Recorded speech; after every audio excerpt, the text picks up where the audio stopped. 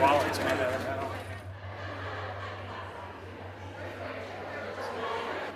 Most people don't know what a dead man's trigger is. And even fewer need one. Commander, is that? Yes. We're going? A dead man's trigger is a safety valve. For reasons of security, a person prepares a recourse of such severe action that if harmed,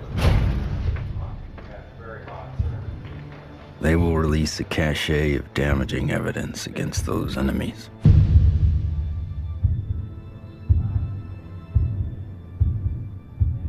Given his situation, Dr. Stephen Greer is one of those rare men.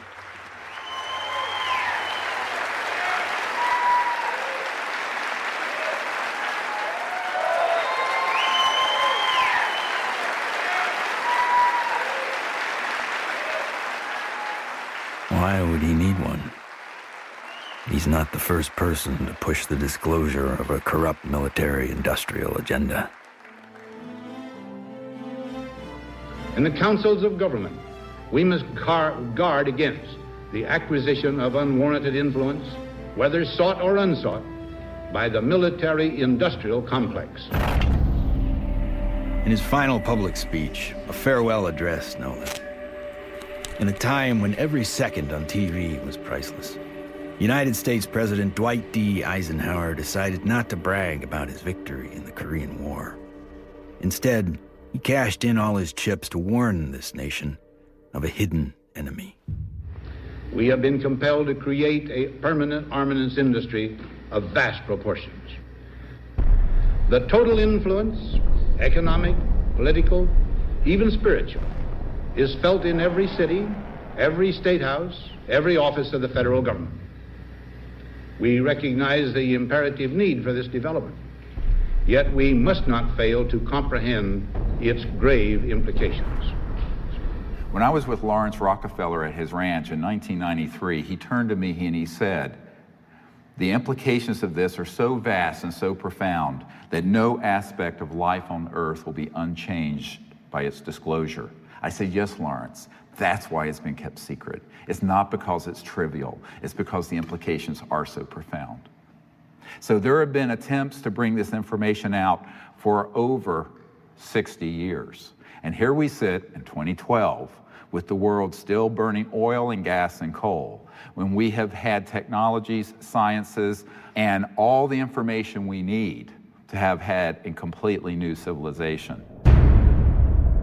What Eisenhower warned us about over 60 years ago, according to Steve Greer, has long become truth in Washington, D.C. The most music, Q107, driving home with the Spearman. Hello, what are people all over D.C. saying about all this money we are giving? And why is Washington, D.C. booming? Because the rest of the country is sending their money here. I know, isn't it beautiful through the trees? My name is Ted Loader. I've been working with CSETI program and Dr. Greer for 15 years. Cool, huh? Oh. Yeah. One always wonders if the public really knew what was going on with government covert programs and how much money has been put into it, you know, hundreds of billions of dollars. I think the public would be a little annoyed. Thomas Jefferson believed all men have the right to life, liberty, and the pursuit of happiness. The government they formed would serve to secure those rights. But when corporations or other specialized groups of men become more powerful than those who govern, our security is at stake. Thomas Jefferson wrote about unchecked power of the corporation being a threat to the democracy and the banks. You see, the U.S. Federal Reserve Bank issues every dollar bill, yet it is not run by the U.S. government or any elected official. It is owned by a private banking cartel. But here I find the chairman of the Federal Reserve who's in charge of the dollar, in charge of the money, in charge of what the money supply is going to be. The middle class is being wiped out, and nobody's understanding that it has to do with the value of money. Prices are going up. So how are you able to defend this policy of deliberate depreciation of our money? A lot of it depends on what happens to the price of oil.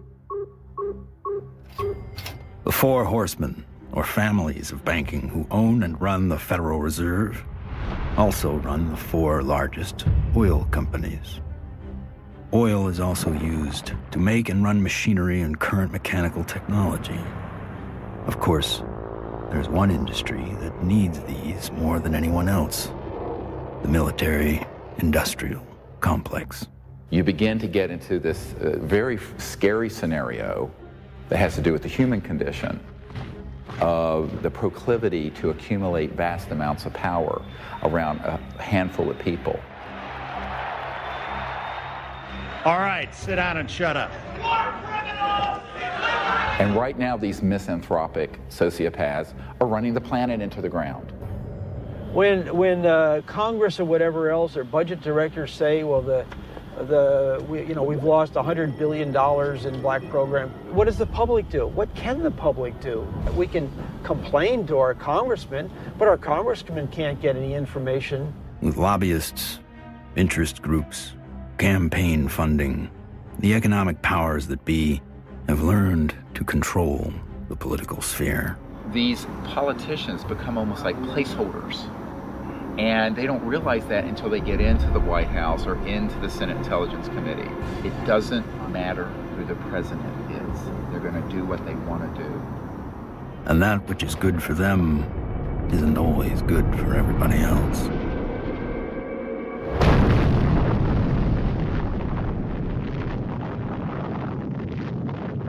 From 1945 to 1998, 2,053 nuclear bombs exploded on this planet. The United States detonated over half of them. Now I am become death, the destroyer of worlds. When the first nuclear bomb was exploded in Trinity, Robert Oppenheimer, one of the founding fathers of the nuclear age, said, "We have done this before."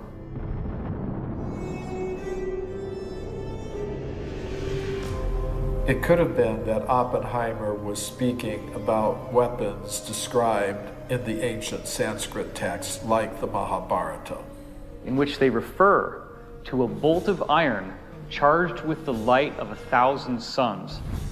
This bolt of iron was hurled in anger and led to an explosive event which is very graphically described in this religious scripture, specifically showing all the key indications of radiation sickness and the various problems with nuclear weaponry that we've come to expect. When we started detonating thermonuclear weapons, atomic weapons, and developing these sort of destructive technologies, the civilizations that have been watching this planet for millennia said, oh my God, these people are going way off the reservation. They are now an existential threat to themselves, but also to other planets, potentially. All over the world, we see very conclusive evidence that ancient people were in contact with extraterrestrial life.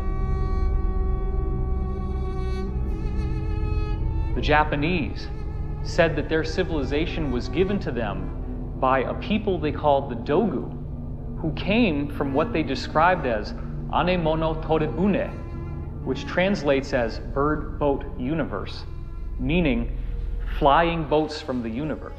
The ancient Sanskrit writings of India have elaborate descriptions of vimanas, or flying craft. These texts are thousands of years old. They predate any conception that we have of spacecraft or aircraft. But evidence is not just found in ancient texts. It is also captured in our ancestors' art, as if it was plainly obvious that ET vehicles appeared in ancient skies.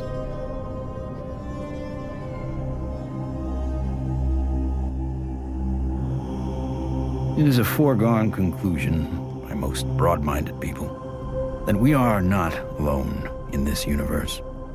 The question is, how close are they? And we all looked up at once. It was almost like an intelligence told us, hey, look over here, we're here.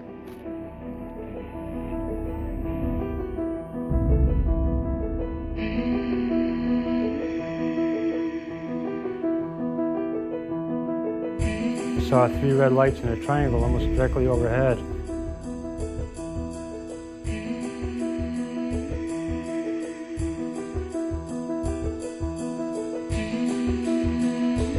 I saw these things and I ran inside and got my brothers and sisters.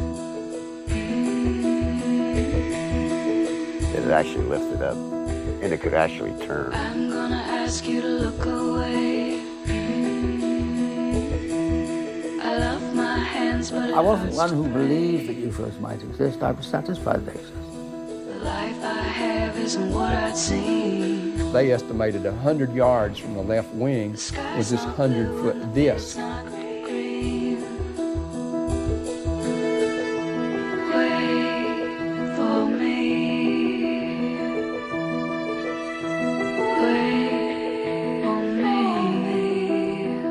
A lot of the astronauts are told to keep it quiet, and they're good Americans too.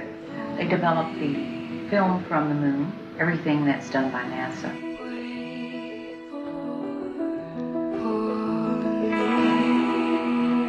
Ma che se ne saranno ancora degli altri superiori. No!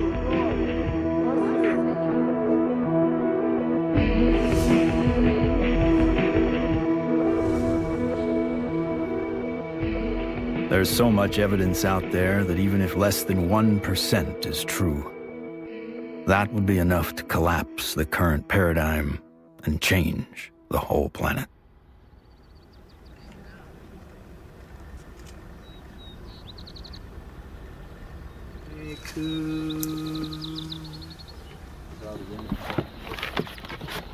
This is our signature tones that we broadcast over a small walkie-talkie. They were recorded in the crop circle. What happens is the extraterrestrials, they come into the area where we vector them in with the signature tones that we broadcast. Then it enables them to home in and get a real good fix on where the site is while we're setting up.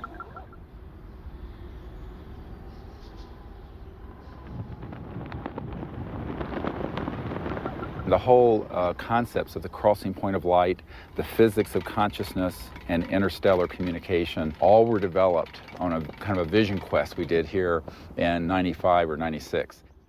Astronomer J. Allen Hynek developed a scale to identify the types of human ET encounters. From his original 3 categories, a 4th, more controversial, has been added, CE4. Even more controversial, Stephen Greer added a 5th kind of encounter, CE5, human-initiated contact. So, how is this done? Given Schrodinger's idea that the number of all minds in the universe is 1, in order to make this type of contact, a human could potentially access that single inner consciousness through intense meditation and then visualize his location down through the Milky Way to the planet Earth to wherever he sits under the stars. In theory, then, any extraterrestrial passing by would be able to hear the broadcast and know exactly where to go, if they choose to do so. It's interesting how many people have never been out in a place like this where they can see the whole Milky Way galaxy. Most people who come for a week, it alters their life. There's meditation techniques, there's remote viewing techniques, and once you start learning these processes and refining them, then you can make contact more quickly, more easily, and be more of an asset to the group. Checking to be sure that there's no source from anyone else, so that when we do start having electromagnetic signals through this, we know that it's a legitimate source. My name's Emery Smith. I've been with CSETI for approximately 3 years. Getting the baseline reading. from us? My duties consist of a couple things. I am Dr. Greer's head security detail. I also am their photographer. I operate anywhere from 2 to 6 cameras at one time. Yeah, that's our craft. Goes over the mountains in this direction.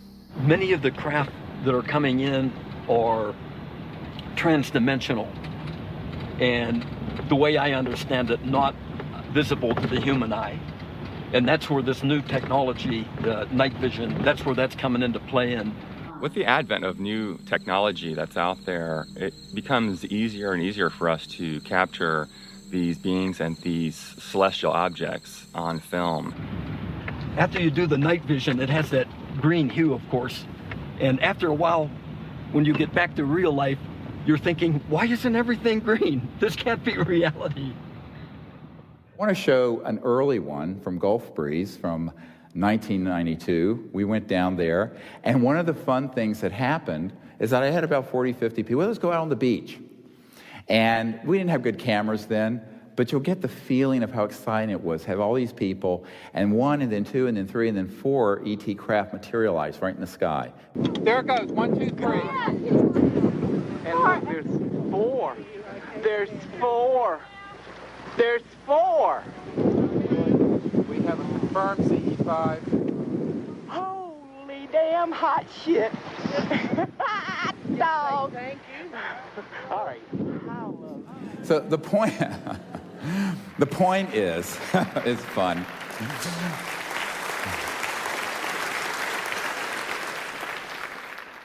It's your responsibility to go into meditation, find a little bit of time, 10, 15 minutes, and remote view who's up there and how many.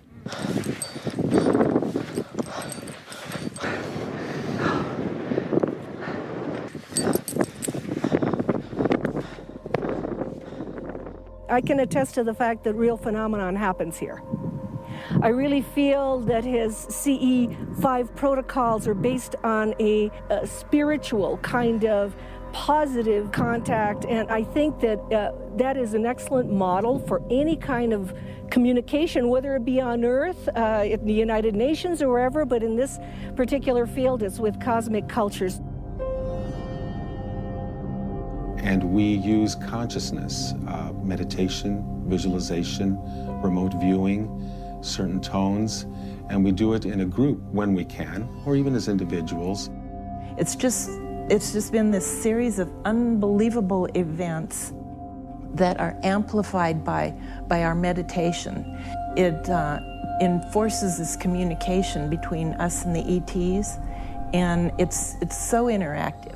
I could feel everything, I could hear all the sounds just right there. Perfect. And then this being, the little larval one comes up, and we had this hug, and I shared the joy in it, and I'm like just thanking it for this experience. And let's do what we can to feel as if it would feel that this is perfectly normal and natural. Oh, sure. And that, this is... Relax and get in that flow consciousness, exactly. So I was jarred by our group getting tripped out and in that kind of, I was startled by some of the ways that our group was being, and I was going, and then there was moments where I was like, wow, I can only imagine how a visitor might feel. The ETs pick up on your intentions, and if you're really out there just to learn and really want to communicate with these extraterrestrials, well, it's going to happen. Avahanam Narayanam Padma Bhavam Vasishtam Shaktim Chatat Putra Parasharam Cha Yasam Shukam Goda Padam Mahantam Govinda Yogindra Matashashisham. And we ask these extraterrestrial civilizations to join us as they begin to learn of us, to help us, and to understand us, even as we endeavor to understand them and welcome them here to this beautiful planet. Namaste. Oh my God, another beautiful, stunning, absolutely stunning. Not an aircraft.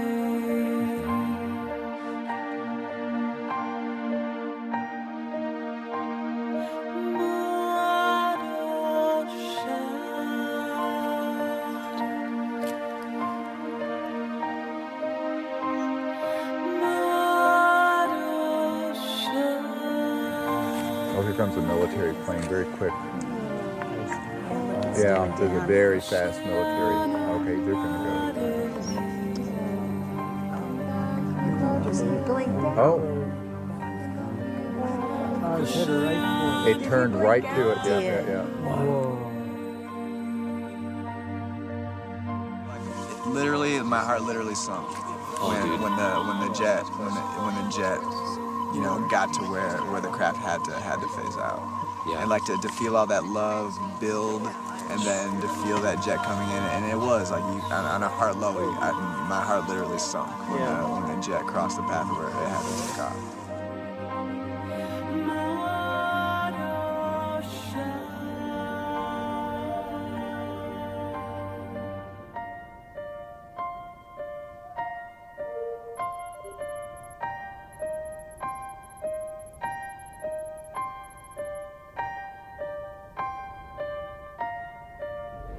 So in the camera, that's what you got. You got like this light traveling, and you can see it's not like a satellite where it's got like a path. It's got like a, you know, like a movement. Yeah, and then it's gone.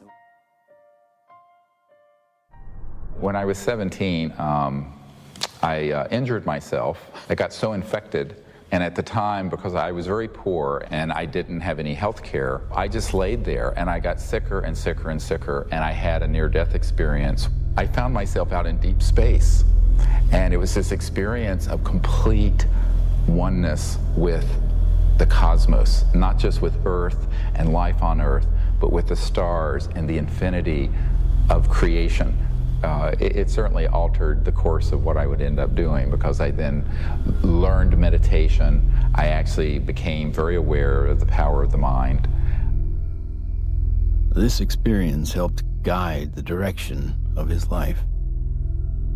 Though Greer went on to earn a medical degree and raise a family, he continued to study consciousness and contact. And decades later, it seems he would be the doctor called upon first to examine a very unusual body. This came to us in the last couple of years, and there's a man who runs an institute in another country that I cannot talk about. But he came into possession of a little creature. It is humanoid. It does not look human. We have acquired an EBE, an extraterrestrial biological entity. We're flying over to Europe soon to take some tissue samples and do some DNA testing. This was found in the Atacama Desert. We don't know how it came about. Here's the great view of the face and cheekbone, very complex. Now there is a fracture here, and behind this right ear is caved in, and that's how this ET being was killed. We have the best scientists in the US from Stanford that are going to be doing the testing itself to see what this really is, and also to rule out what it's not.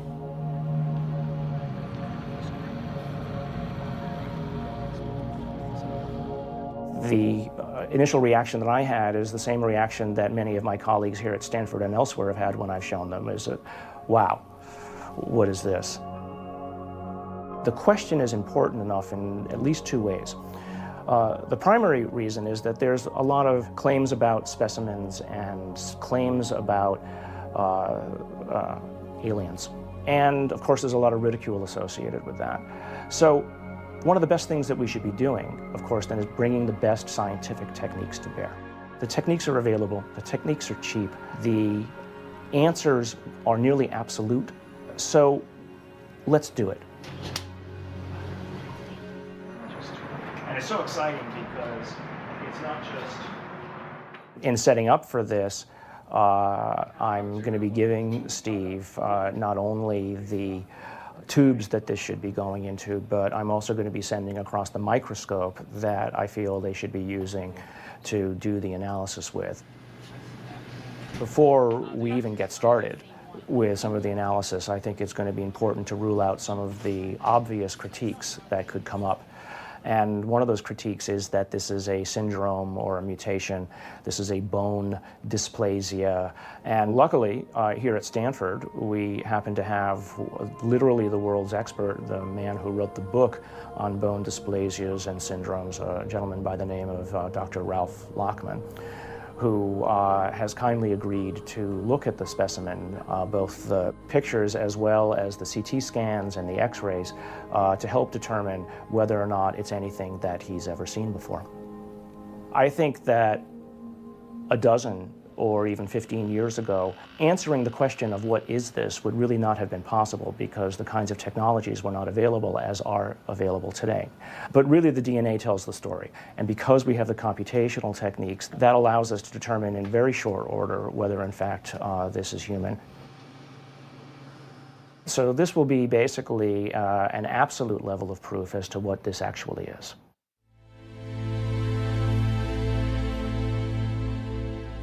The problem is not proving that UFOs exist. It's when you begin to expose the energy and propulsion systems behind how they're getting here.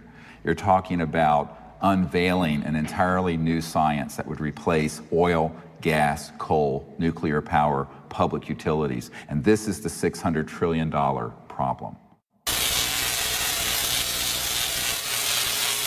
So the patent office, after they fired me, I had to wait 6 years before I got rehired. Everybody at the office was avoiding the case. But when they finally did, the arbitrator wrote an 85-page report on how the media had caused my dismissal. So I only got a 30-day suspension out of the whole thing, which was taken out of the tiny little bit of 6-year back pay. So that was great. Yeah, it was. Wonderful. Yeah, it made it all worth it, so to speak, because that's how we were able to open the offices and stuff.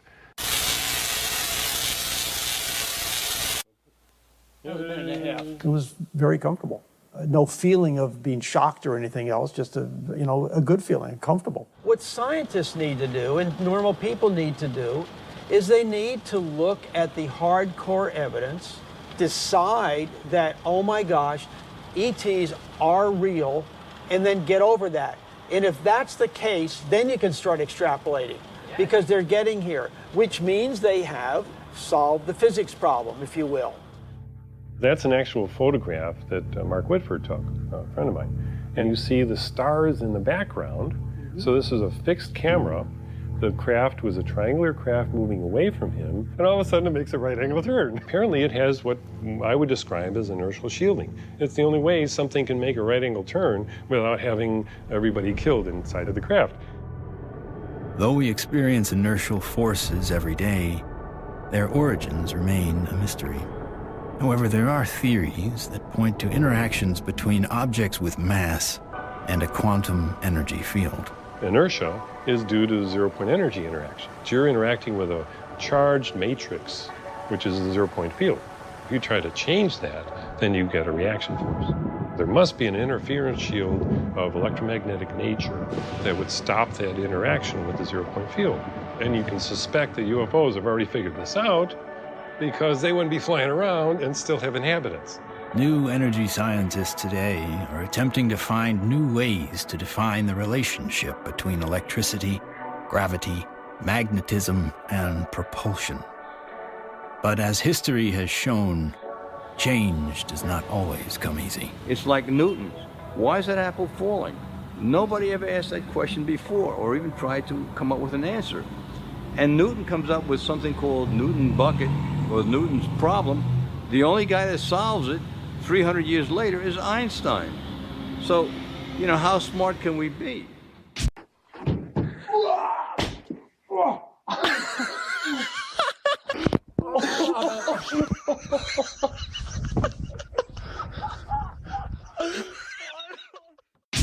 If you look at everything normal within the conventional wisdom, you're not going to learn anything new.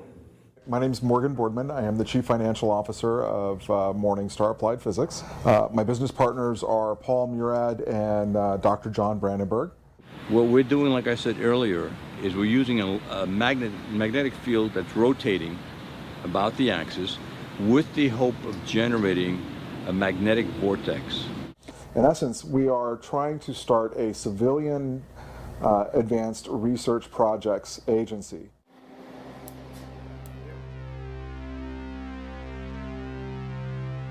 Okay, all right, so basically we have 4 options. Option 1 is a retarded potential.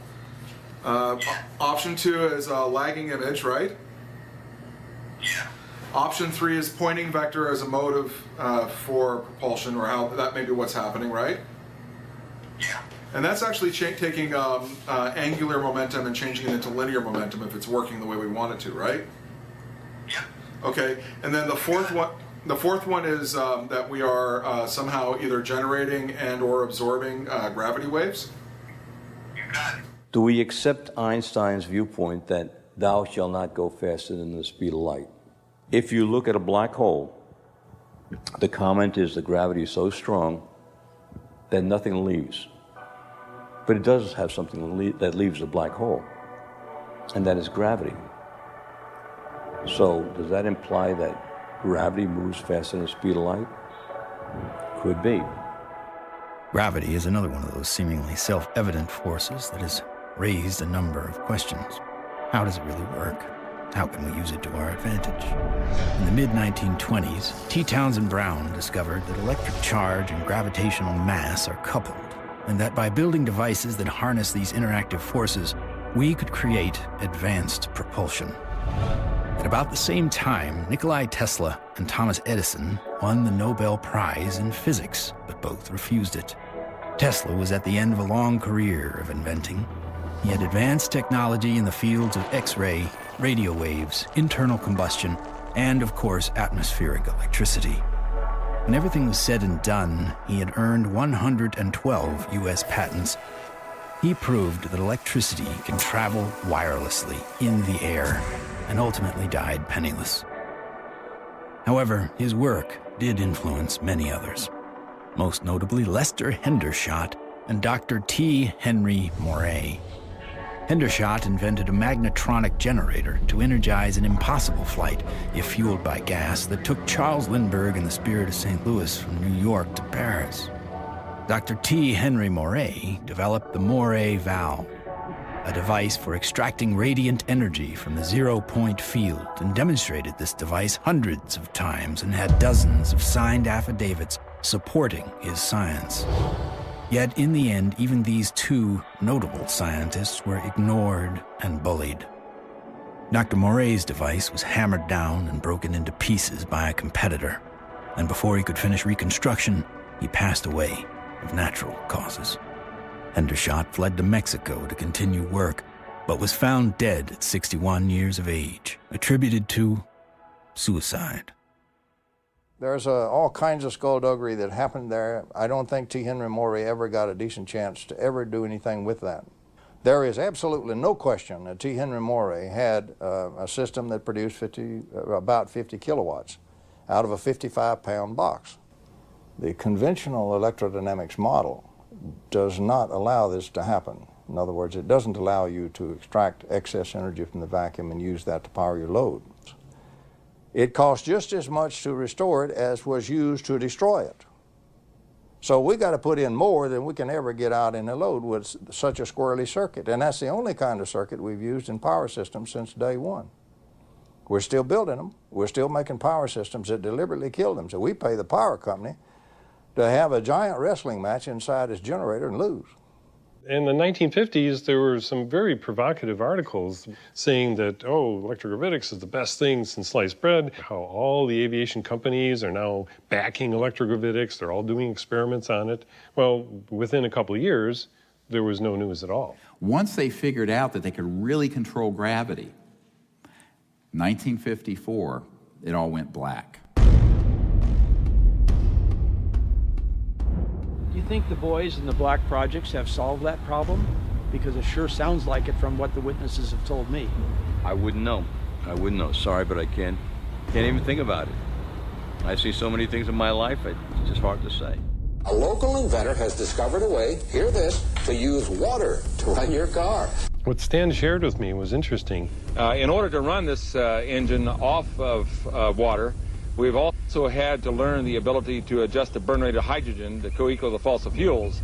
So he applies for a patent, and then he gets a call from actually a visitation by two guys from the Pentagon. The Pentagon flew a lieutenant colonel in last week to look at Meyer's invention. There is talk of possibly using it in the Star Wars defense program and to run Army tanks. But he asked that this become public patent so that the civilians could benefit from it. And he indicated that if we don't do that, overseas people will. In 1996, Meyer was sued by his investors, who claimed the device was not revolutionary, despite verification of the unique voltage intensifier circuit by the U.S. Patent Office. Meyer was brought to trial, but key evidence was not allowed. His oral testimony was not even recorded due to an audio recorder malfunction, and the judge recessed early for vacation. Later, Meyer made an appeal but was denied. He was found guilty of fraud and ordered to repay his investors, putting an immediate dent on the idea of funding new technology. On March 20th, 1998, Stanley joined his brother and 2 NATO officials for a dinner meeting. Stan took a sip of cranberry juice, grabbed his neck, ran out of the restaurant, and fell to the ground, saying, "They poisoned me." He fell down after eating at a restaurant nearby where he lived, fell down the parking lot, said, "I've been poisoned," collapsed. And that's on the police report? Yeah. The police report confirms his words. The cause of death was written to be an aneurysm, though he left behind just enough materials for others to piece together his process. The full secrets of his device died with him.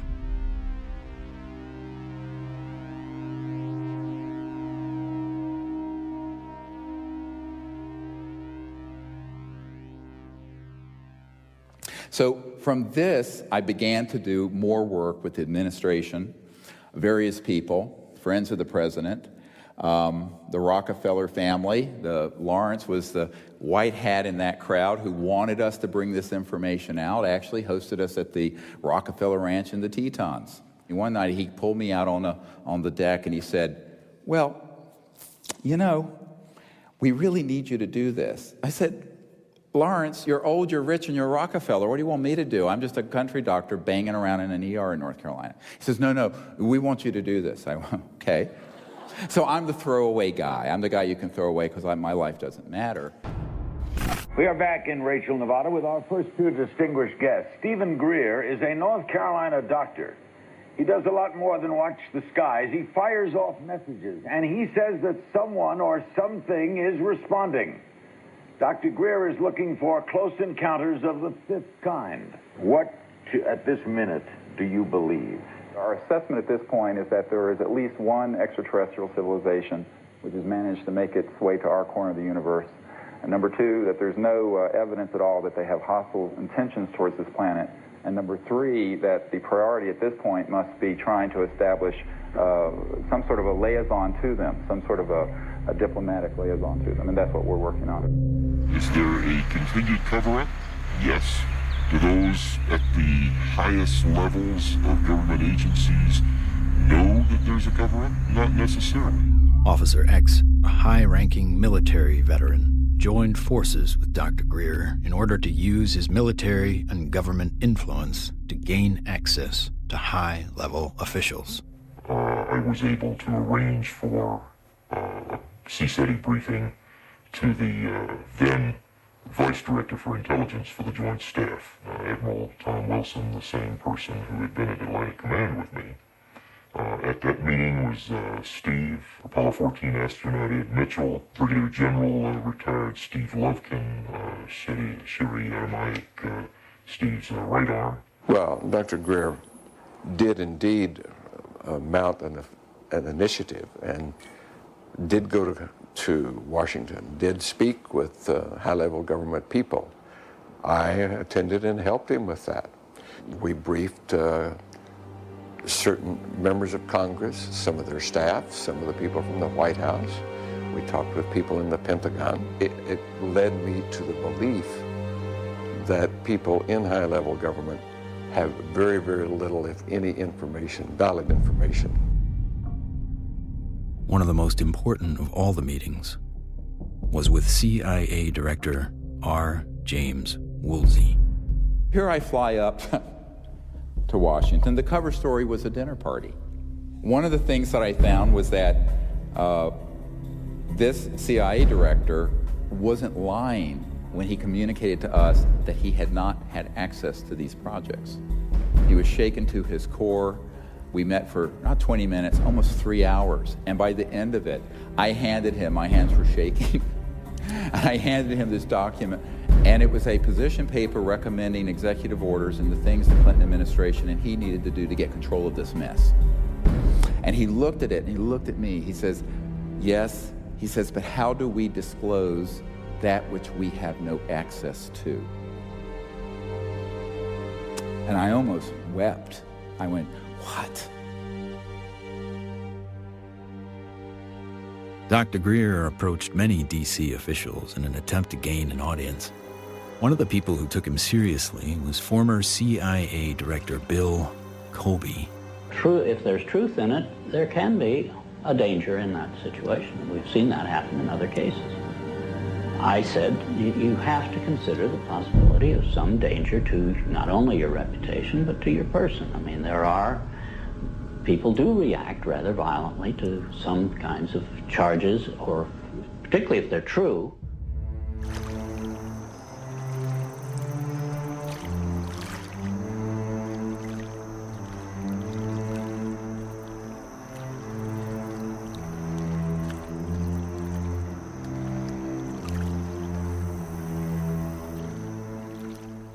Now, you know, I'm a 30-some-year-old doctor with 4 kids, a golden retriever, and a house in North Carolina. So I'm going, this is down the rabbit hole fast. But that is the situation, my friends, when you're dealing with secrecy that is criminal and illegal. In 1997, in an effort to push his message deeper into Congress and the White House, Greer headed to Phoenix to prepare a video with his best evidence to show in Washington, D.C. While he was in the editing room, the biggest UFO witnessed event in history was about to happen. On March 13th, 1997, when the Hale-Bopp comet was very clear in the northwest sky, thousands of people were outside trying to get a glimpse of it when they also caught a glimpse. These orbs, giant orbs, equidistant in a V formation of 1 mile to 2 mile wide in some very credible reports. And that's the particular area where these phenomena keep popping up from my vantage point. The Native Americans living in the basin between South Mountain and the Estrellas have told me that not only were they looking up at the Phoenix Lights during the mass sighting, but they've been looking up at them for centuries.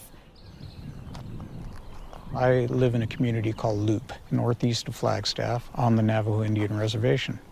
We'll have to go back in time one day before. We saw 6 to 7 lights that were circling along the horizon. The entire street came out. It was almost like a block party. Everybody turned off their lights, everybody sat in their front yards, and everybody watched this unusual light show. I squeezed down the best of what I found and finally came forward in 2004 with the Phoenix Lights, a skeptic's discovery that we are not alone. 10,000 people approximately witnessed this, one of the largest experiences of this sort ever recorded.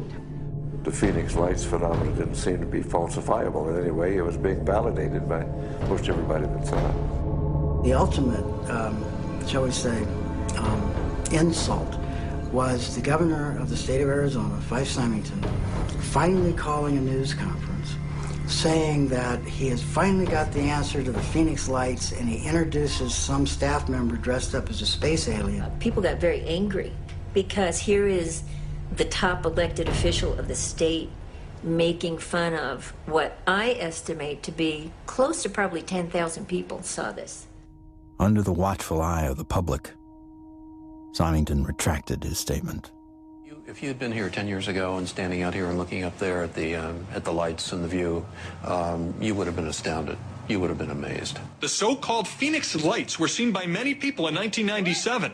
Skeptics say they were military aircraft or flares, but not the former governor. It was probably some form of an alien spacecraft.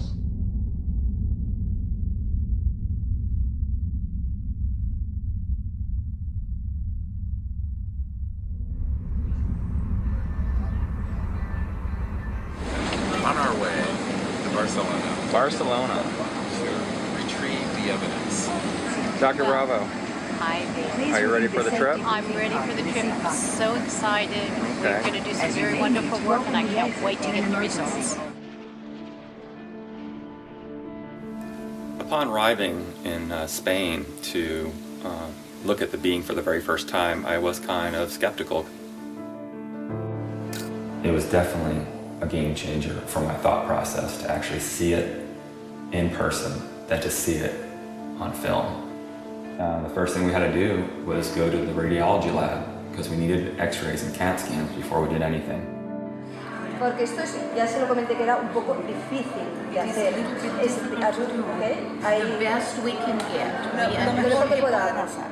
Porque evidentemente no se puede manipular para nada. No. The head radiologist at the center saw the beam and was quite impressed.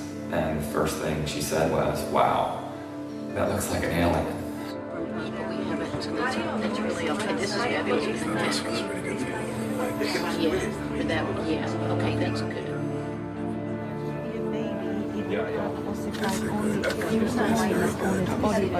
This one is complete. And when the CAT scan images started coming up on the computer, it was just profound. And I saw inside the bone, and I saw, organs and lung material, brain material. I knew that this was not a hoax, it was not fake, that this was actually some sort of living creature. Right, well, if somebody made it, they have a future in microsurgery because they were smart enough then to put in these millimeter-wide bone holes where the arteries go in to feed the bone marrow.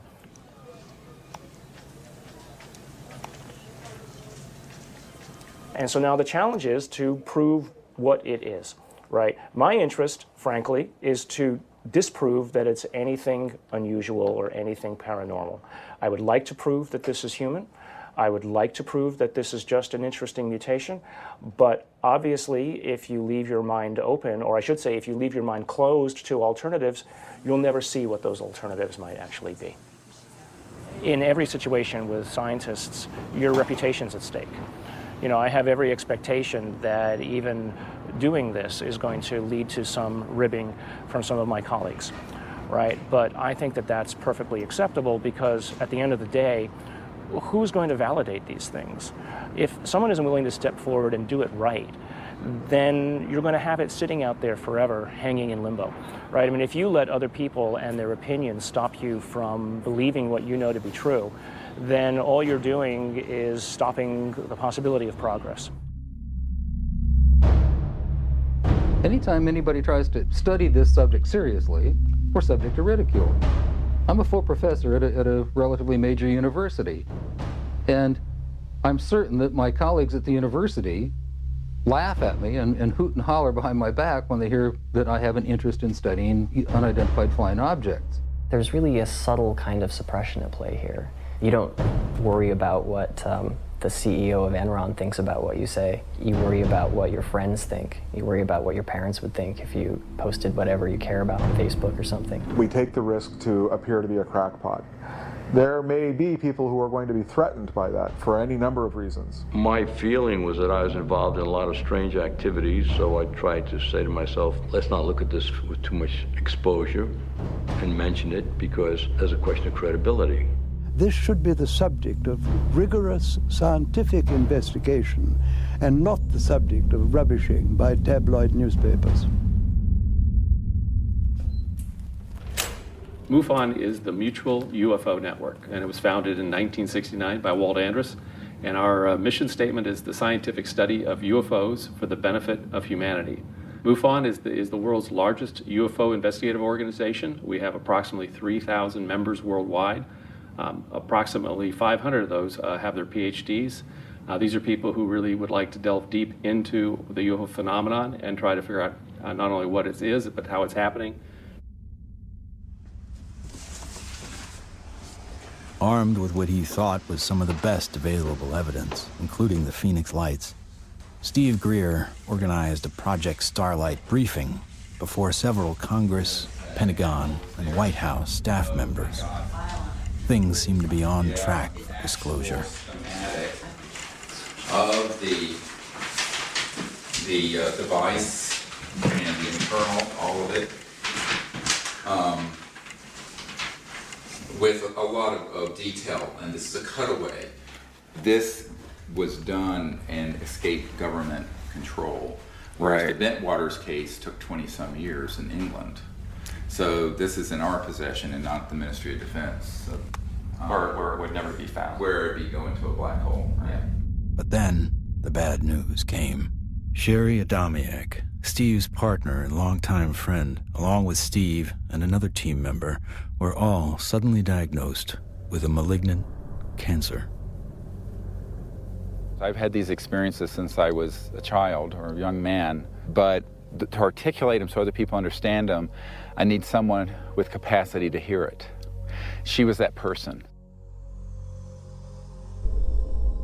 I mean, it's been... You can't resolve things. It's been very hard for me. Oh, yeah, you know, I know. You get up I know every it has day, been. you know, but...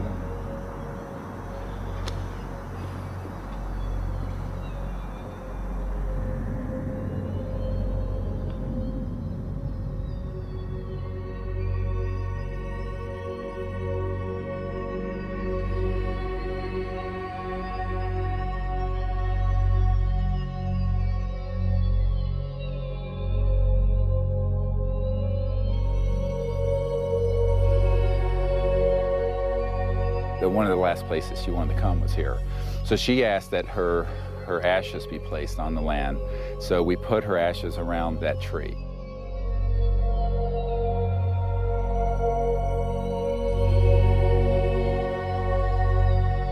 I don't take anything for granted, frankly, and so each time that I do a presentation or lead a group, I think, this may be the last time.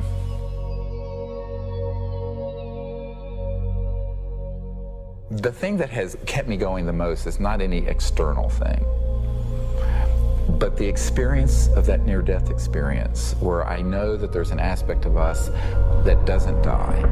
That is why I can go mano a mano with these elements and not be afraid.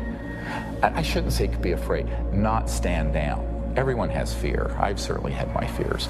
But it gives you an anchor so that you can go forward.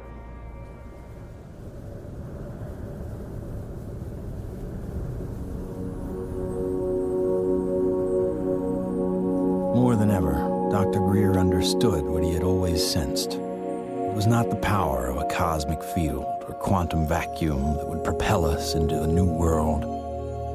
It was the mind. This really is the opening to an entirely new science of consciousness. You can maybe think of consciousness as a television set. On the TV screen, you see pictures and sounds and so forth. And if you tried to find out where that was coming from and you looked inside the television, you're not going to find it. It's not there. The signal is in the radio waves around it, invisible to us, that's being interpreted by the television as pictures and sounds. So this is very much like the state of how we understand the mind and consciousness. Dr. John at Princeton proved that putting your awareness on a device that was a random number generator would affect it. So you have this random number generator and it's producing 50-50 ones and zeros. And then you introduce a person into the picture and you tell them, try to affect it with their mind. Think more ones or more zeros. You measure that, and sure enough what they found was that there are more ones or more zeros being produced that correlate to that person's intention. So we can see effects being produced forwards and backwards in time, which is really strange. Distance doesn't seem to matter as much. You can get the same strength of effects if you're right in front of the REG or if you're on the other side of the planet. Consciousness is a non-local field, and it isn't limited to your brain waves and body. Dr. John once had the opportunity to ask the Dalai Lama if he thought the random number generators themselves were conscious. And the Dalai Lama thought about it, and his reply was that if you think they're conscious, then they're conscious. Just like consciousness can have positive effects on the zeitgeist or ether, it can also work the other way. Unfortunately, when you start to deal with inventors who have anomalous results that seem to be over unity, paranoia seems to accompany that process. And John Searle is famous for having a circular magnetic device that has both energy and propulsion built into one unit. And the electric company felt that this guy was stealing money, took him to court, went to jail, his house caught fire, and all of his property and all of his designs burned. The concept of freedom, this sort of idea of people having the liberty to pursue happiness and to pursue abundance, this has been completely, in a sense, turned upside down. We actually reprinted a report on the military involvement of the Department of Energy. And it's so extensive, it's the major operation that goes on there. There have been over 5,000 patents that have been sequestered by the national security state, taken out of the public domain. Many of them deal with energy technologies. It's a policy that the military seems to feel is necessary for national security. However, at this point, we often wonder, 50 years after World War II and the Cold War, whether such sequestering is necessary. Suppression of new technology would be an obvious plague on the idea and strength of a free market system. Yet, it still seems to happen right in front of our eyes. And this is a huge controversy, one of the largest, maybe most intense controversies in the history of science. There's nothing worse, I found, than suggesting to academic physicists in particular, and academics in general, that they are not only wrong, but disastrously wrong, catastrophically wrong.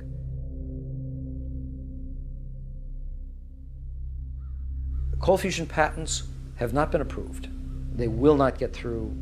American citizens are being denied their constitutional rights. I inadvertently was looking through some piles of paper that had been given to me in a casual manner by all these hot fusion physicists as they were trying to do their calorimetric repeat of the Pons-Fleischmann experiment. And I was stunned. I couldn't believe what I was seeing. It looked like monkey business to me at the time, and it has turned out to be exactly that. It was represented as a negative result when it was positive. And that data is scientific fraud, as far as I'm concerned. It's been referred to legal authorities in the government. I asked for a review at MIT, got nowhere. If this type of manipulation had occurred in any legitimate research area, such as cancer research, AIDS research, global warming research, anything that's accepted as reasonable to be researching, the people would lose their jobs, they wouldn't be in science. And yet, these people today, their data is used today, to year 2000, and all before, to reject patents.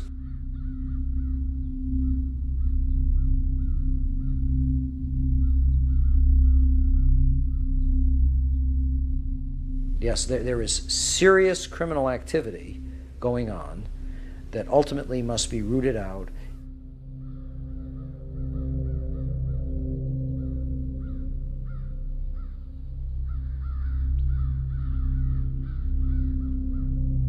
It became very clear to me that, you kind of had a tiger by the tail here, and that this was serious. For a moment, Dr. Greer considered shutting everything down. He had been threatened and swindled far too many times. Sherry was gone. He had no office, no staff, no money. Back in 1998, I was given information by a friend that Dr. Greer was having a conference. Literally the month that Sherry Adamek passed away, within 30 days, I have this scheduled event. So I went to the conference and learned some things and listened. And so she just on a lark came, and she's an emergency doctor like I am. And what really grabbed my attention was he was getting all this information from military witnesses. That was in 1998. By 2000, when we were planning and storyboarding and working the whole disclosure project event out and pulling together all these hundreds of witnesses, we didn't really have the funding to do it. But she got so supportive and involved that she lived very modestly and took all of her excess income and donated it. And I want to acknowledge some amazing people that are here. Dr. Jan Bravo, without whom we would not have the Disclosure Project. But it's not just the funding she's provided, it's the moral support and the encouragement and the friendship. And so she's just become a very key person. And, you know, it's sort of metaphysical and odd that literally the month that Sherry Adamek passed away, within 30 days, I have this scheduled event. Not alone anymore. With the support of a loyal team, Dr. Greer grew his witness list from a couple dozen to over 200. And see that little... The little dot right there, that dot don't belong there.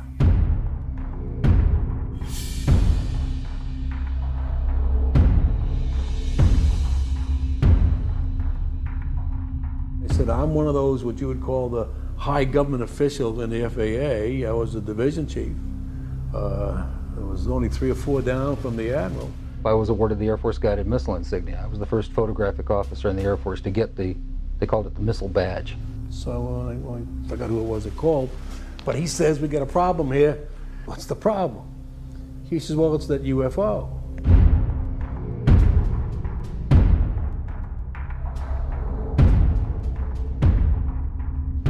We weren't launching real nuclear weapons, we were launching dummy warheads. They were the exact size, shape, and dimension and weight. And we were looking down southwest, and the missile popped up through the fog. It was just beautiful. And I hollered, there it is. And our guys on our M45 tracking mount with 180-inch lenses on it got it. We sent the film back down to Vandenberg. The Japanese airline, 747, was coming from the northwest, going across the Alaskan territory. He called and asked the controller if the controller had any traffic at his altitude.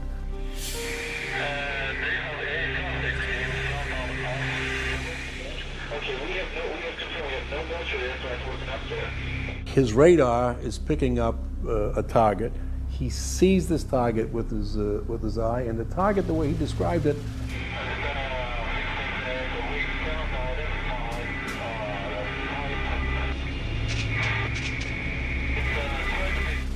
a huge ball with lights running around it, and I think he said it was like 4 times as big as a 747. I was called into Major Mansman's office at the 1st Strategic Aerospace Division headquarters. And Major Mansman said, watch this. There was the launch from a day or 2 before it at Big Sur. We watched that stage burn out, we watched the 2nd stage burn out, we watched the 3rd stage burn out, and it's going like this. And into the frame came something else. It flew into the frame like this, and it shot a beam of light at the warhead, fires another beam of light, goes around like this, we're going like this, fires another beam of light, goes down like this, fires another beam of light, and then flies out the way it came in. And the warhead tumbles out of space. They brought in 3 people from the FBI, 3 people from the CIA, and 3 people from Reagan's scientific study team, and I don't know who the rest of the people were. When they got done, they actually swore all these other guys into that this never took place. Who said that? Who was saying? This was one of the guys from the CIA. Now I saw that. I don't give a goddamn what anybody else says about it. I saw that on film. Phil Klass can kiss my ass. He wasn't there. I was. He said this is the first time they ever had 30 minutes of radar data on a UFO. He said, you are never to speak of this again. As far as you're concerned, this never happened. So I said, yes, sir, and walked out, and that was the last I talked about it for 18 years.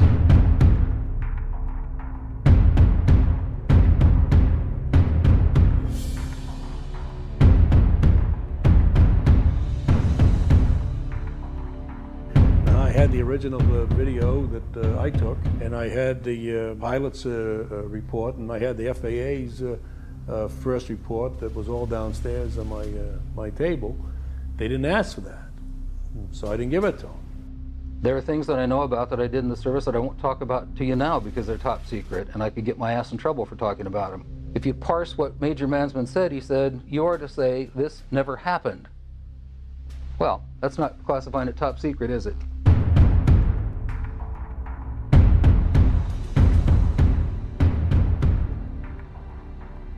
And I was a part of a United States Air Force cover-up for 18 years. But who do you tell that you were involved in a UFO incident without them looking at you like you ain't wrapped too tight? What we photographed up there affected me for the rest of my life and made a huge impact on my understanding of the universe and of governmental manipulation of our minds.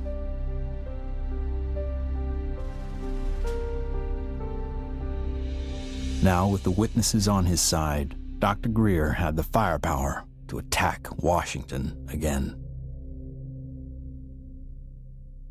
We are not alone. That's the message a group of pilots, scientists, and former government officials want Congress to hear. 21 members of that group already have testified in Washington for what's known as the Disclosure Project. And we had all volunteers who organized that whole event. And there was no paid staff. So when people look at that whole period, we didn't have an office, a secretary, and one paid staff person. But we did it. Dr. Stephen Greer heads up the Disclosure Project, a group that compiles information from people who say they've encountered extraterrestrial forms of life. 20 years ago, in 1980, I was a security specialist assigned to RAF Bentwaters. Objects made incursions over our WSA, fired pencil-thin beams of light into them, and adversely affected the ordnance, possibly. There were bodies that were involved with some of these crashes, also some were alive. What do members plan to do with their information? They hope Congress and President Bush take notice. We are asking for the U.S. Congress and for President Bush to move towards an official inquiry and disclosure on this subject. Those that don't want to believe you will never believe you anyway, so it doesn't matter. It doesn't change the truth. A spokesperson for the Senate Science, Technology, and Space Committee says no congressional hearings are planned right now. Elaine Quijano, CNN Headline News. I stand before you today in my almighty God, and I tell you this. If Congress calls me in and says, will you testify in detail what you know, I stand here today prepared and ready to do just that. Governments must never lie to the people. Thank you.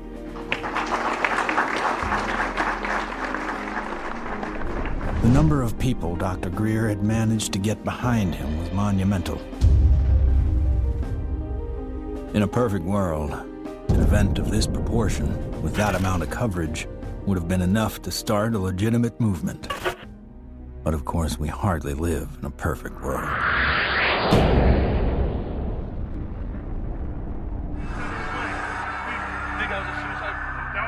Yeah, don't say it. It's on, you know it, right?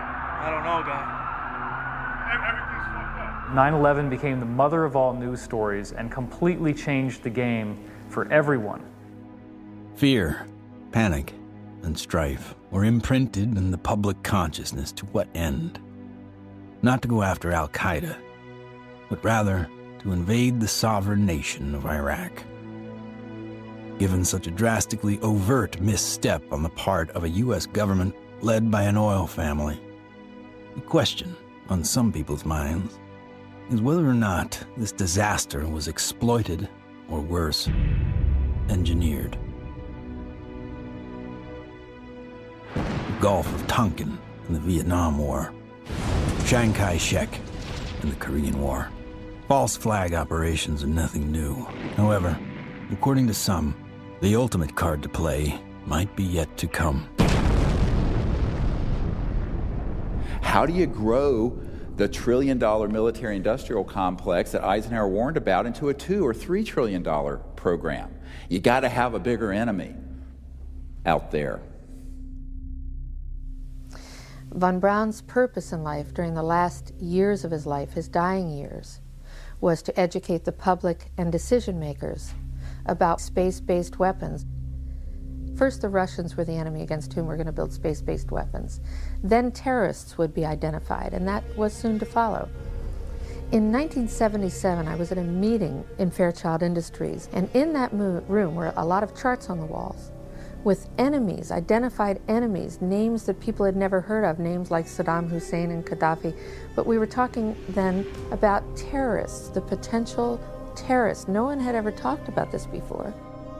And they continued the conversation about how they were going to antagonize these enemies, and that at some point there was going to be a war in the Gulf. According to these theorists, after the military-industrial complex had its war against terrorism, the next enemy that Dr. von Braun identified on Earth would be third world country fanatics. But with no more enemies left, the people would soon be taught to look to space. The next enemy was asteroids. Now at this point, he kind of chuckled the first time he said it. Asteroids, against asteroids, we're going to build space-based weapons. So it was funny then. And the funniest one of all was against what he called aliens, extraterrestrials. That would be the final card. And over and over and over, during the 4 years that I knew him and was giving his speeches for him, he would bring up that last card. And remember, Carol, all of it is a lie. 99% of all the information out in the public on this subject is well-crafted disinformation designed to scare people to support the next phase in global warfare. And this kind of corruption is why the only things that are being made on this subject are things that redound to paranoia and fear in the military-industrial complex. I occasionally think how quickly our differences worldwide would vanish if we were facing an alien threat from outside this world. I don't think we're moving forward if we trade, factional and ideological war from one ethnic or religious or economic system into an interplanetary conflict, because that's A, not survivable, and B, would be even worse in terms of galvanizing the world around a military structure. That has been the central organizing principle of our society for a few thousand years, actually. It is hard to concretely prove that 9/11 was a false flag attack because the people behind it are so good at covering their tracks, especially with the compliance of mainstream media. If you had trillions of dollars, you'd be pretty good at it too. The adversary is closer to home. It's the Pentagon bureaucracy.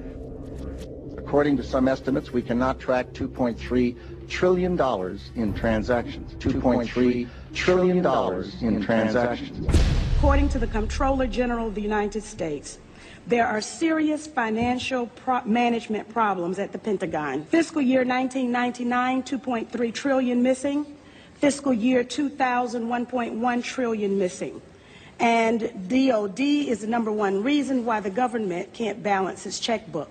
I would like for you to respond to the questions that I've put to you today. I've forgotten what the second question was. How does one carve out a billion unacknowledged or 10 billion unacknowledged taxpayer dollars? In many cases, at the end of the fiscal year, when there is so-called leftover money, they may or may not know that money may in fact go to a special access program. There are two main types of special access programs: acknowledged and unacknowledged, or USAPs. Those programs are basically totally off the books, and they are able to actually vacuum up money to be a self-perpetuating funding mechanism. Certain USAPs are waived and also completely managed and controlled by private contractors, so they enjoy the secrecy protections only afforded to private corporations. There is virtually no high-level government oversight for these types of USAPs.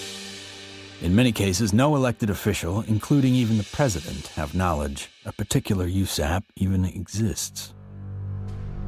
Between 1947 and 1949, the government passed the National Security Act and the CIA Act. These laws allowed the intelligence community to withdraw money from any agency without disclosure. Essentially, money could be stolen from any program, and no elected official would ever know about it. Great view of the eye socket. Very different eye socket. And that's another thing that the scientists who've looked at this at Stanford have commented on. If you look at this creature and you look at the cranial vault, how large it is, the size from the eyes up is at least 3 times that of a human. One of the first things that Dr. Lockman immediately remarked upon was the shape of the head and the skull. It was not something that he is accustomed to seeing, and it was quite interesting and in some ways exciting that the associated features that you would expect from a syndrome of that nature were not found.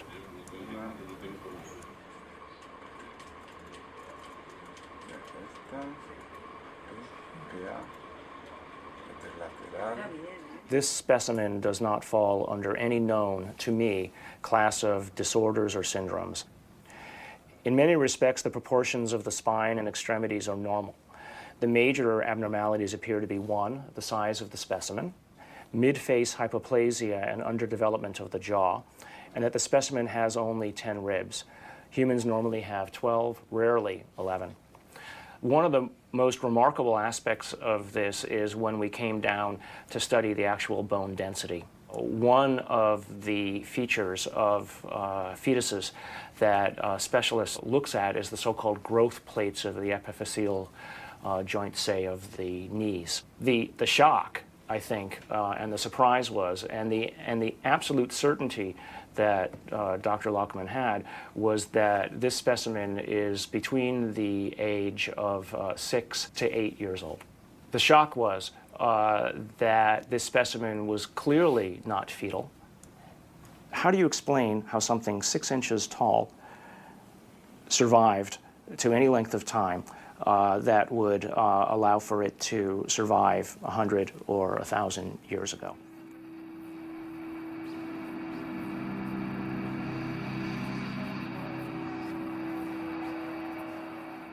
And what amazes me is the media.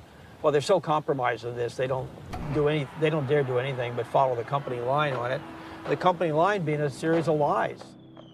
This is a document talking about the current program at the CIA.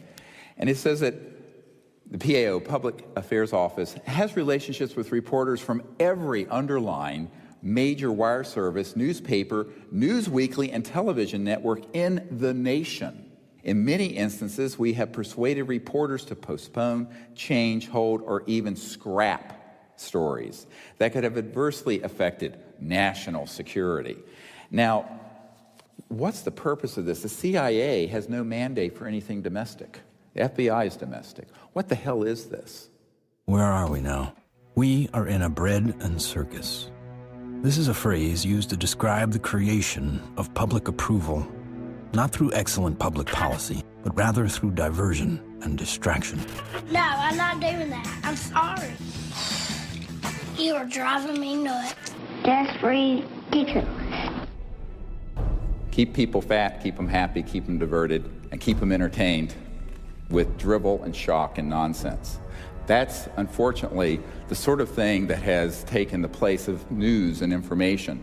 So that what we're seeing today is a world in which perception is being managed by as little as 5 major media corporations who collectively control magazines, newspapers, corporate news websites, television stations, movies, documentaries.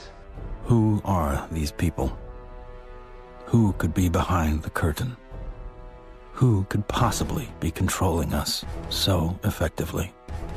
A shadowy government with its own Air Force, its own Navy, its own fundraising mechanism, and the ability to pursue its own ideas of the national interest, free from all checks and balances, and free from the law itself. Majestic 12 is real. Notorious MJ-12, which is no longer called MJ-12. I'm trying to find out the new name. Basically, it's an oversight group intermingled with the National Security Council and the National Security Planning Group. They have full control. They have no congressional oversight whatsoever. They answer to nobody. whatever activity is going on, to the extent that it is a clandestine group, a quasi-government group, a quasi-private group, it is without any type, as far as I can tell, of high-level government oversight. And that is a great concern. Ladies and gentlemen, the very word secrecy is repugnant in a free and open society, and there is very grave danger, for we are opposed around the world by a monolithic and ruthless conspiracy that relies primarily on infiltration instead of invasion, on subversion instead of elections. Its preparations are concealed, not published. Its mistakes are buried, not headlined. Its dissenters are silenced, not praised. It is a system which has conscripted vast human and material resources into the building of a tightly knit, highly efficient machine that combines military, diplomatic, intelligence, economic, scientific, and political operations. And we are, as a people, inherently and historically opposed to secret societies, to secret oaths, and to secret proceedings. It's got too much tissue on it. They actually want a piece of the bone from at least like a 0.5 of a millimeter in. Como medio milímetro de... We took material from inside the cranium, also 2 clippings of the anterior front ribs of this being. And we were able to see under the dissecting microscope that in fact it did have bone marrow in them, so that meant there should be some good genetic material in there. It was really nerve-wracking. Imagine, 2 big guys here trying to operate on this 13-centimeter long beam. But we did it.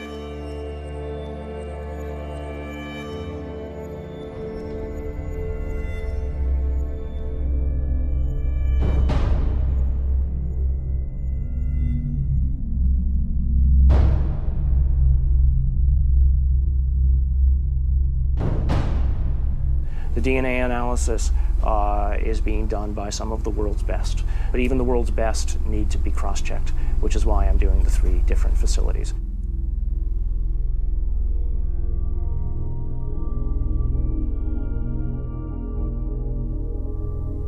So I actually ran 4 samples. I ran a sample of my own blood. It was a very small amount, just 100 microliters. I ran 2 blanks, things that just had water in them, because that would be essentially a contamination control. And then, of course, the sample itself.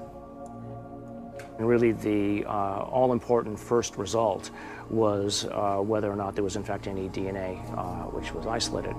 And the actual shock for me was when I got the amount of DNA out of this sample. It was way above what I had originally expected. What you have on the left here is a so-called DNA ladder. This is a size standard. This one on the end is, in fact, my DNA, and it has an expected size distribution as well as some banding. And validating the original measurement is this analysis that basically shows that we have a nice distribution for the sample's DNA. When we physicists look for alien civilizations, we don't look for little green men. We look for energy consumption. We look for type 1, type 2, and type 3 civilizations. What are we? We are type 0.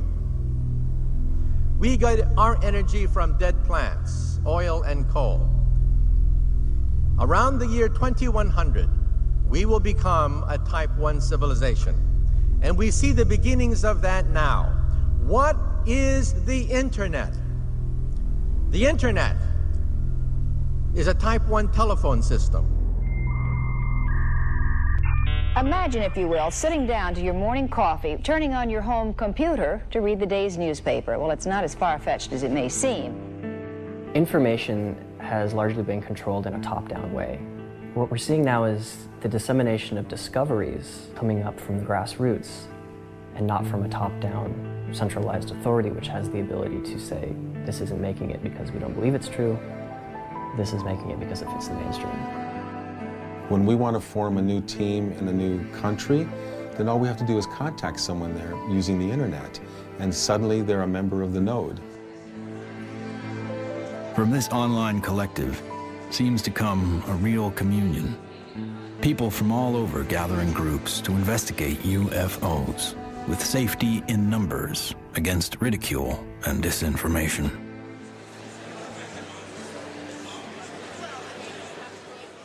What we found in the past is we had a lot of anecdotal stories, but we didn't have a whole lot of data. With the advent of computers, personal computers, and the internet, we've been able to collect the data and analyze it through some 200 plus data points to allow us to be able to compare cases and to see exactly what's happening and what the trends are. Nick Pope is our guest. He made this information public. He's also the former head of the Ministry of Defense's UFO project. So if anybody knows, we think it's you, Nick. The Ministry of Defense is in the process of declassifying and releasing its entire archive of UFO files going back decades. It's interesting and worth pointing out that while the British government is releasing their files and their documents, President Obama, who promised to do the same during the campaign, he still has not. 15 years. 15 years this spring. My God. But I figured that, you know, after the disclosure project, we'd get this information out and we could go on with life. How do we keep battering the ram at this door? Where do we find the strength to keep going forward? When you think that you're the only person that has the knowledge, you become marginalized. Steve was instrumental in bringing together a large group who had been involved in this subject and who for the first time realized that they were not alone in trying to come forward on the subject.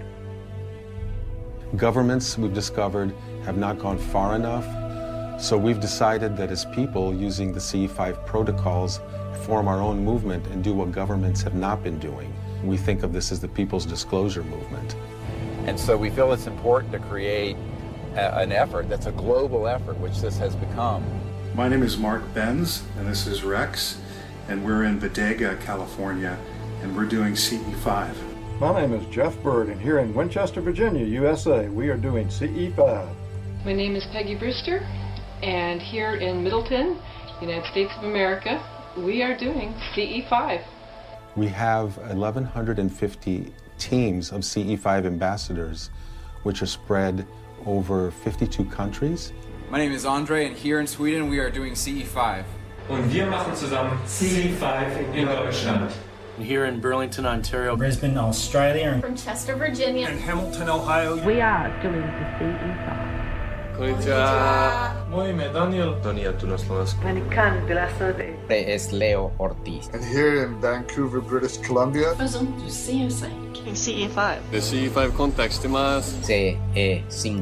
CE5. CE5. We're doing CE5.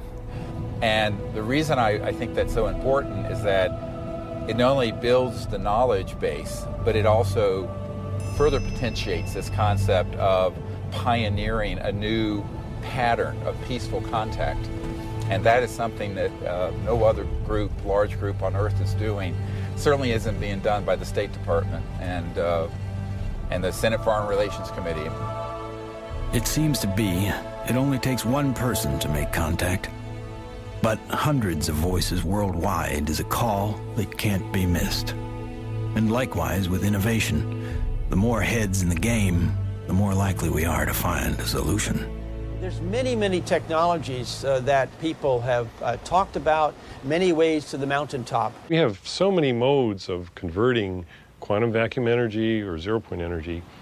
Some people think they know how to do it. Okay, fine. But if you do it theoretically, that's one thing. But then you got to do it experimentally, and that's the hard part. Those opposed to new energy technologies can tie the hands of hundreds of inventors. But how will they ever fare against tens of thousands? The output milliamperage is more than the input milliamperage. It's a clear indicator of over-unity. ask you to look away. I love my hands, but it hurts to pray. The life I have isn't what I'd seen. The sky's not blue and the field's not green. Wait for me. Wait for me. Wait for me. Wait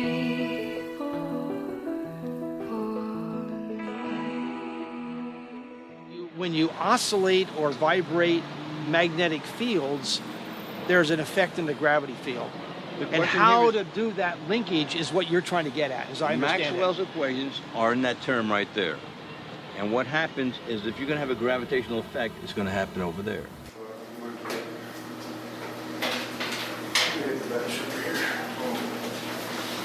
Josh, I think I can help too. This channel here represents revolutions per minute. These are representing weight that we're measuring on the load cells.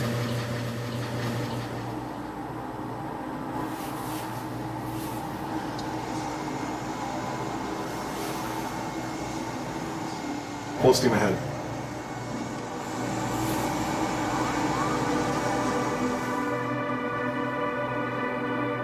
When we look at our data, we lost 7% of weight. If we move this thing and it loses weight, I must be generating gravity waves. Though the device maintains its shape and size in terms of dimension, it is losing mass. That's a possibility. If it is losing mass, then certainly it would also be affecting time in a very localized manner. By looking at new technology, you could break through new commercial aspects to improve our society. We should be looking for a disruptive breakthrough in this technology within the next 10 years. We're on the brink of developing any number of potential propulsion systems which would take us out of the solar system. I think we're going to beat NASA to the mark. So I graduated from the UCLA School of Engineering in 1976. I got a flyer from the School of Engineering inviting me to a lecture by Ben Rich. Ben Rich was the director of Lockheed's Skunk Works for 16 years. He oversaw a number of USAPs that were secretly managed at the Skunk Works, including, most notably, the development of the F-117 stealth fighter. Ben shared a slide set of about 40 slides of different things, starting with the U-2 spy plane, going all the way up to the stealth fighter at that time, mentioning that he couldn't talk about the other secret stuff. But when he ended his talk, he had a slide of a black disc zipping off into outer space. And he ended his talk with these words: "We now have the technology to take ET home." So you have to have vision, and you have to have the guts and the courage to go out past the steps and do something of any value, and we have to go past our grasp. And we asked him questions about it. What did you mean when you said we have the technology to take ET home? Ben shared three major things that I think are worthy of research by researchers worldwide at this point in time. The first was we've somehow figured out how to do interstellar travel already. It's known. The second point he made was that there was an error in the equations. My suspicion is it's probably Maxwell's equations for electromagnetic theory. The third thing he said was, how does ESP work? And I was really kind of startled because I didn't know what to say. But I blurted out, I don't know, all points in time and space are connected. And he looked me back in the eye and he said, that's how it works.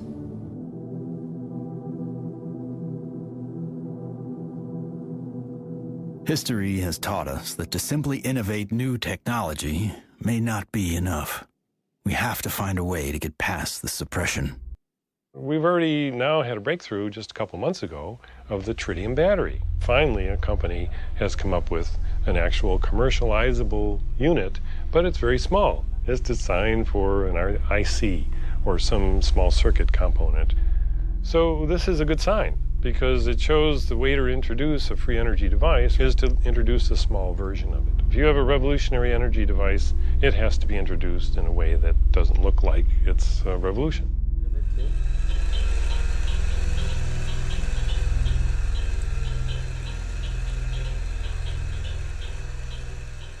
Science is always changing. I mean, even back in the 1960s, they thought that biofeedback, for example, was impossible. But now, of course, we know that that itself is an absurd statement. We have even toys on the market that allow people to play with biofeedback. These sciences have been around for decades. They have been ruthlessly kept secret because of the kleptocracy of what I call the petrofascists, the people who are hell-bent on maintaining the power of a centralized petrodollar oil, gas, coal system. So that does create scarcity because that is a zero-sum game. But when you take us off that system onto this new system, it's an entirely new macroeconomic order, and scarcity becomes non-existent. After years of disappointments, Dr. Greer and his team are now attempting to build an energy research lab in Virginia, where scientists and inventors with working prototypes will have a safe haven to build. So this is an example of how the analysis is done using what's called a genome browser. And it's more or less a schematic representation of the chromosomes and at a very high level of resolution. So the sequence that we got from the mitochondria tells us with extremely high confidence that the mother was an indigenous Indian from the Chilean area, and the haplotype is called B2A. Now, the other thing that immediately fell out of the analysis is that it's male. It has so-called Y chromosome material. In fact, it's got a full Y chromosome. It probably died in the last century, if I were to make a guess. I can say with absolute certainty that it is not a monkey, right? It is human, or as close to human, closer to human than chimpanzees would be. But when you count up the number of mutations that we're observing, what we're seeing is more than what we would expect to be caused by simple cell division. When the sequencer is creating or making these reads, it's doing it more or less at random. So what does the computer program do that people have written and designed? It takes every one of the little sequences and tries to match it against the known. And then anything that doesn't match, it puts in a little side file and says this is unknown. At a certain point, when enough knowns are matched, I can feel comfortable saying, this is human, right? But if I'm not careful and I don't pay attention to what's in the garbage can, right, what the computer program is throwing away, I could literally be throwing the baby out with the bathwater. What we've done is we've scaled back and we're seeing several chromosomes and pieces of chromosomes across the top, which basically leaves us with a very strange conundrum, right? Here you've got this 6-inch tall, let's call it human, right, because the DNA says that so far it's human, at least the way that we're looking at it. This gene, PCNT, which is known to be associated with primordial dwarfism, we don't have any mutations here. It lived to the age of 6 to 8. Obviously, it was breathing, it was eating, it was metabolizing, and it wasn't living in an environment where there was a lot of advanced medical attention that was given to it to allow it to live to that age. It calls into question how big the thing might have been when it was born. So genetically, you might explain that by saying that there's some advanced aging mutation, something that caused the bone to age anomalously quickly. A gene that's known to be associated with progeria, that also no changes there. So the next problem, of course, is the ribs and the number of ribs in the specimen. Only 10, whereas there are supposed to be 12. So there are no mutations which are specifically associated with that kind of phenomena because it's rarely, if ever, seen. The digits are all correct. The hands are all correct. There are problems with the face. So there's a mid-face hypoplasia, and then there's the larger skull. So again, I think in summary, there are genes associated with any one or two of the anomalies that we see in the specimen, but there is no mutation which is known to accommodate or call for all of the mutations. even with the things that we know could be assigned to one or more of the anomalies, we don't find them in the genetics of this specimen. That leaves open the question, what genetics is causing the anomalies that we are observing? So, although I entered this thinking DNA was the answer, it made me realize that in the context of the bigger biology questions, there are other levels of control that need to be understood and answered. The non-coding RNA, epigenetics, etc. And things that we probably haven't even thought of yet. So if I just look at, this is base pair 19,800,000 or so at this edge of the open region. I can go all the way over here, and now I'm at 21,000 or 22,000. So the answer is not finished, and it's not as easy as actually, frankly, I thought it was going to be at the beginning. So that's basically 2 million base pairs of DNA where nothing seems to sit. It's just like the way societies do things. They try to fit things in boxes. We have literally written a computer program that does exactly that, tries to fit it in the box. Doesn't seem very efficient, so on that basis, people would call it junk. But I think we now know that there's any of a number of other features of what DNA is doing in there. It is expressed. And so we need to be careful, obviously, that we don't let our instincts or the programs that we write to match our instincts make the decisions for us. No matter what, for me, this has been a fascinating, more than an exercise. As soon as I've collated this information into a form that other people can take advantage of, and it's accepted for publication, I'm just going to put it out on the web. You know, I don't have the resources to study and follow down every single angle that this opens up. But, you know, maybe there is a listener out there who will be sufficiently intrigued by this to do the analyses themselves, and maybe they'll find something that I missed. Great. If additional samples or examples are seen of this, I'll be the first in line to want to sequence it, because then all bets are off. I want to say other things here, but I also don't want to open myself up for, you know, attack. This search may have uncovered a major finding about life in the universe and its origins. What is this being? Could it be a missing link in evolution? Could it be an entirely new species? Or simply a disease we have never seen before? Or could this be an extraterrestrial being from another world?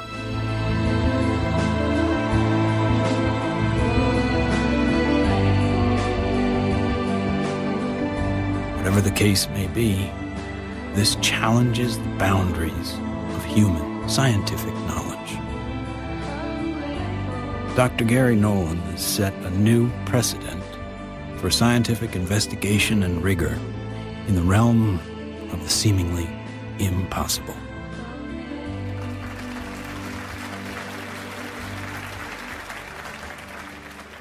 Now, we have now over 4,000 cases of extraterrestrial vehicles that have landed, 3,500 pilot cases, over 5,000 documents from the U.S. government, and hundreds of thousands of pages of documents from 14 countries that have opened their files since the Disclosure Project was launched 11 years ago.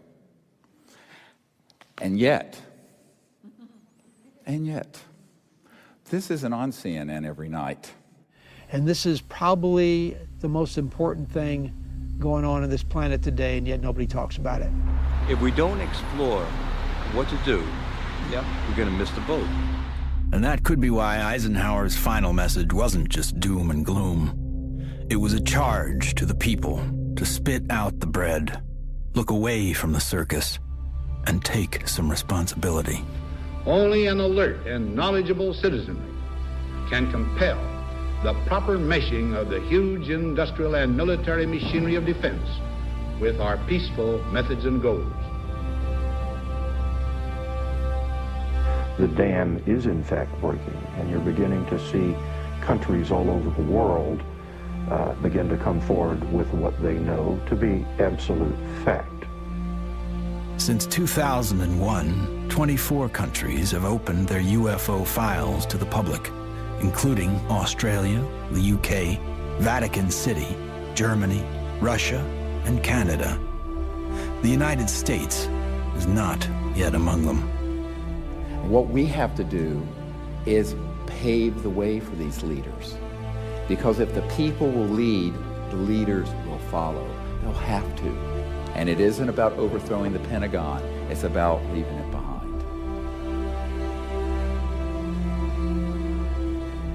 My goal when I started this was to make this so that I wasn't important at all in it, that there would be enough people that they go on without me. And that way, it doesn't matter if I drop dead. The future is here already. The technologies are here, contact is happening. And if we come together as a people, what we're going to find is that all of us working together are going to be able to create a world that is amazing. If every single one of us told everyone we know that we're being visited by intelligent life, that the sciences are here to give us a new civilization, we're liberated from that macroeconomic slavery, so this is the destiny of humanity. Thank you very much. God bless you all.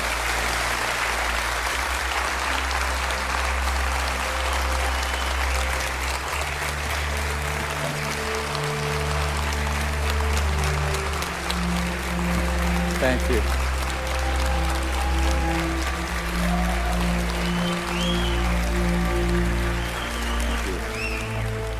What we've come to learn is this. We are standing at the precipice of a new age. There is power in the many, but only when they're acting as one. That's when resonance happens. Whether joining together as a responsible citizenry against the forces standing to divide us, or joining consciousness to unite with the beings who are prepared to communicate with us.